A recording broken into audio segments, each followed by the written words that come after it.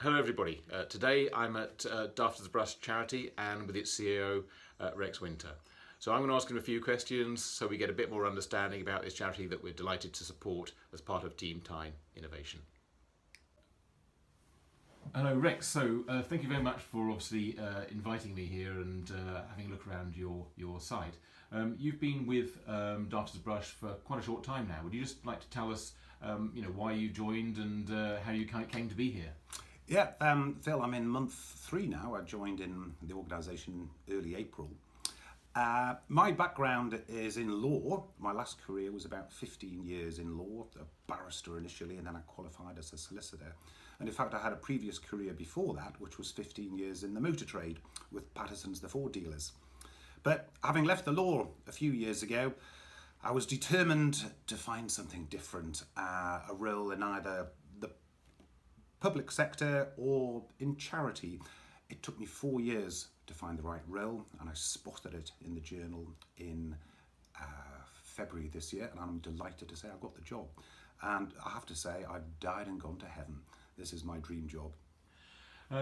Obviously, it's quite a sort of challenging role, one would have thought, because and can be quite an emotional role. Do you just want to explain, what Daft as a Brush patient cancer care does? What's its role, what it serves in the community?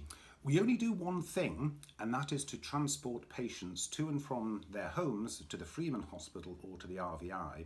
Those patients are undergoing either chemotherapy or radiotherapy or nuclear medicine at those hospitals. We pick them up from their door. We have a vehicle which has a driver but also a companion to keep that patient company. We take them to our private entrance in the case of the Freeman, in the Freeman Hospital, we have a private entrance. Take them to the correct desk, look after them for as long as they're there, and then take them home again and deliver them to their door. That's all we do. And just so people can get a scale of your operation, how many vans do you have, how many journeys do you do, what sort of statistics can you give us? At the moment we've got 22 ambulances. We've got another 3 on order, which will be operational towards the end of the year. This year we will be doing around about 25,000 patient journeys. We're hoping to get close to 30,000 by the end of the year. We've got 4 full-time staff, 4 full-time paid staff, including me, 4 very active trustees, but what we rely upon most is our 320 volunteers who drive the vehicles, who are companions in the vehicles, who man our reception desk at the Freeman, the offices here, and all sorts of other roles.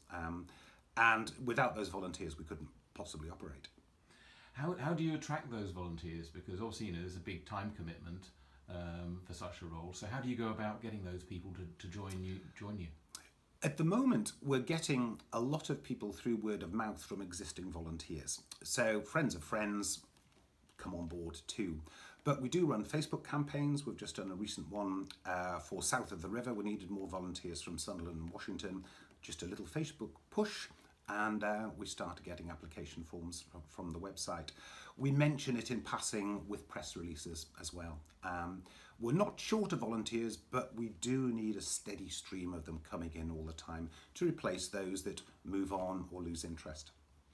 Okay, well, thanks very much for that update on what Daft as a Brush does. And we'll maybe just have a quick look around and see if we can see some of the equipment you've got, some of the vans you've got, and what it looks like around this operation. I'd be delighted to show you around, Phil. Well, hello everybody. I've just returned from my tour of the Daft as a Brush cancer patients care operation in Gosforth. During the visit, I met Brian Burney as well as Rex. Brian was a local businessman who founded the charity in 2009. And remains very much proactive within the business's share of the Board of Trustees. He's an inspirational individual and still puts a great deal of energy into the charity. An example of that is in 2018, he's organised a 7,000-mile walk around Great Britain and Ireland to raise money for charity and raise a profile of Daft as a Brush nationally. He'd like to see Daft as a Brush actually in every major city in Britain and Ireland, and that's some vision to have.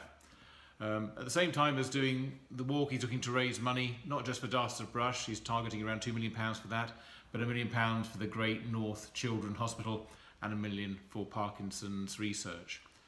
You know, we agreed actually in our conversation that on Christmas Day in 2018, wherever he was on his coastal walk and wherever we were on our crossing the Atlantic, we'd try to touch base with some satellite communication. So we'll see how well we do there.